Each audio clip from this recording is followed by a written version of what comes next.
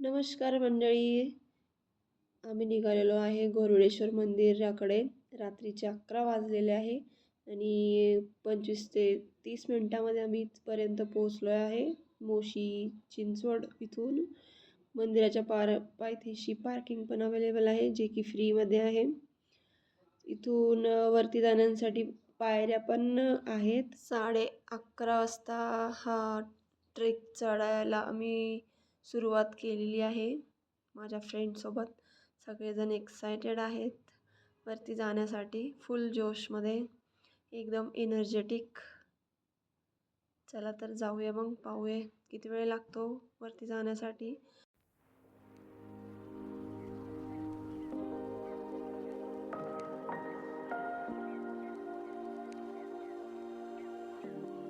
वरतून पाहायला व्ह्यू खूप सुंदर दिसतो शहराचा.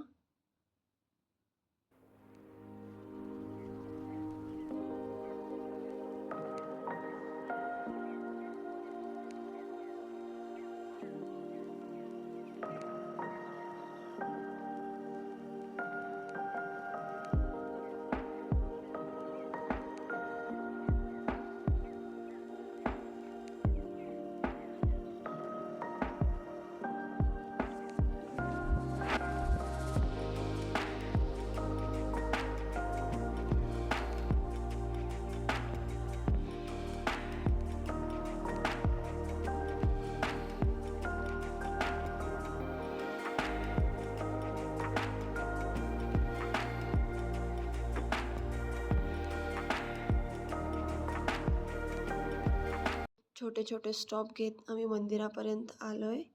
मंदिर पाहू शकता. ह्याच्या उजव्या बाजूला एक मारुतीचे मंदिर आहे.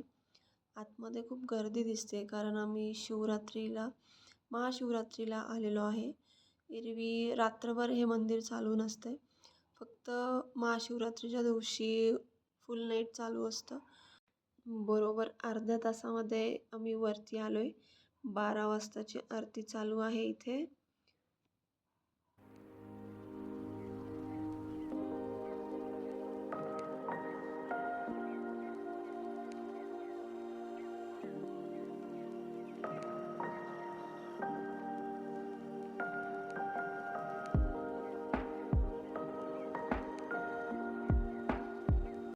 सध्या शिवलिंगाचा अभिषेक पण चालू आहे. हे पाहू शकता तुम्ही, गोरुडेश्वर मंदिरातील शिवलिंग किती प्राचीन आहे आणि किती सुंदर आहे ते.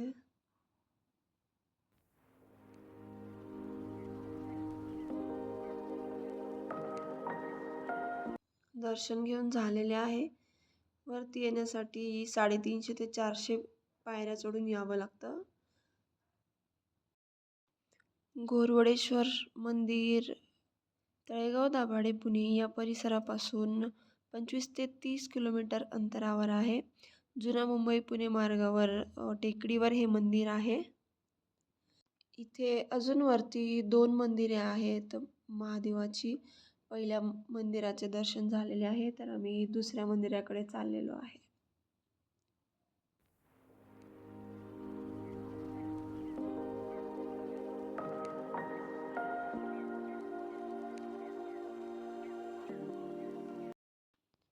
इथल्या गोरुडेश्वर केव्ज पण खूप प्रसिद्ध आहेत, पण संध्याकाळ असल्यामुळे त्या सध्या आम्ही स्किप करतोय, तिकडे जाण्याचे टाळतोय. समोर जे मंदिर आहे 2, सध्या तिकडेच जायचं आहे. इथे प्राचीन काळी असे कुंड पण पाणी साठवण्यासाठी केले जायचे. ह्याच्यासमोर पायऱ्या नसणार आहेत, आपल्याला थोडीशी ट्रेकिंग करावी लागेल.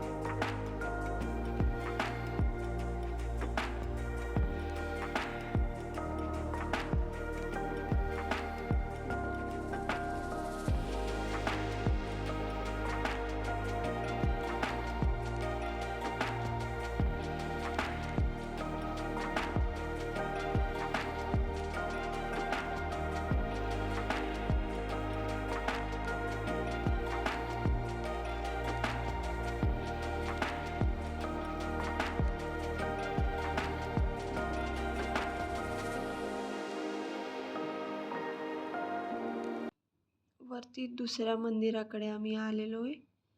इथे हे पण सुंदर दिसतंय. वरतून व्ह्यू पण सुंदर आहे. जागा पण भरपूर आहे. इकडे तिसऱ्या मंदिराकडे जाण्यासाठी मार्ग आहे, पण तो सध्या आम्ही स्किप करतोय. खूप वेळ झालेला आहे. वरती येण्यासाठी 1 वाजलेले आहेत आता. आणि इथे आम्ही दर्शन घेऊन वापस जाणार आहे.